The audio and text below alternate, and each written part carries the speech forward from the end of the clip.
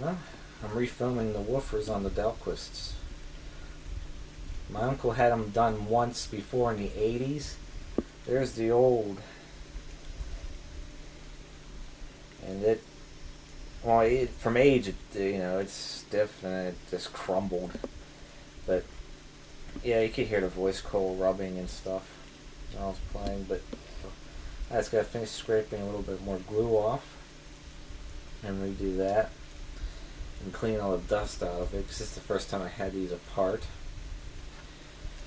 And as for the crossover, all the electrolytics are still good. I tested them, so we're getting there. I bought some plumber's putty, and I put it all around the speaker, so when it goes up against the cabinet, it'll be sealed. Well, a lot has progressed since the last video.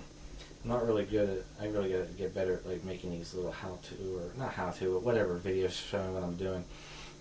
Speakers are back together. It just needs cleaned up a little bit more. Here's what's going on. I am going to be replacing it with brand new foam pieces. Okay. What I've been up to was I've been cleaning it. Now this is what I've been doing. The mirror image modification to the Dahlquist. Okay. I followed this one. This one right here actually leaves the crossover in the same place. You're just swapping the mid-woofer and super tweeter and the mid-range and tweeter baffles around. But it's not as easy as it sounds. But here's what it came up with. Mind you, it still needs cleaned up some. But here it is. Mirror imaged pair. This is what I've got so far. Let's go over here and take a look at it.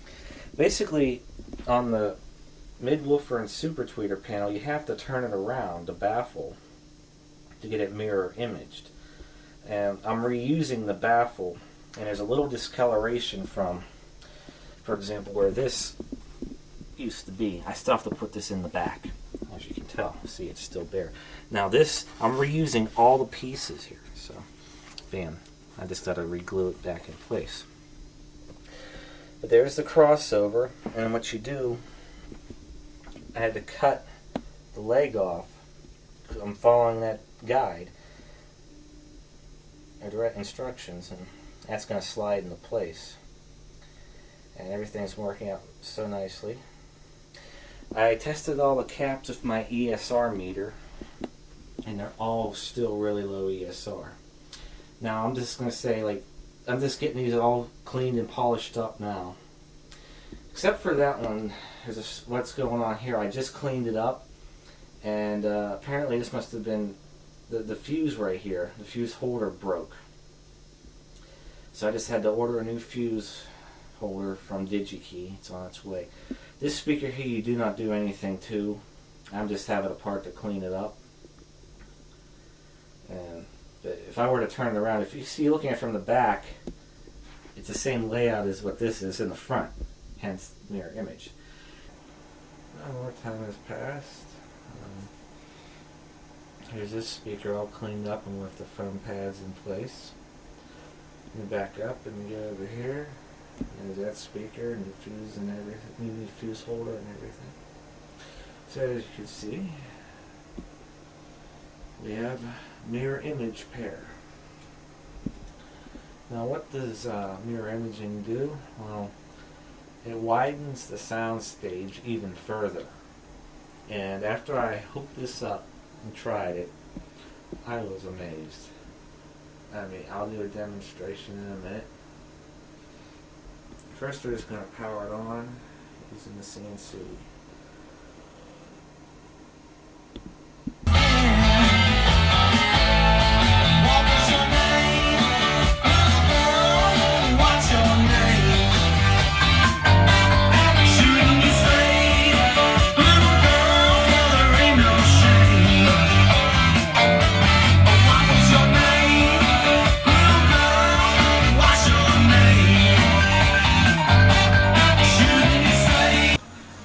after refoaming the woofers and, you know, resealing it with plumber's putty and making sure everything is like real tight in there.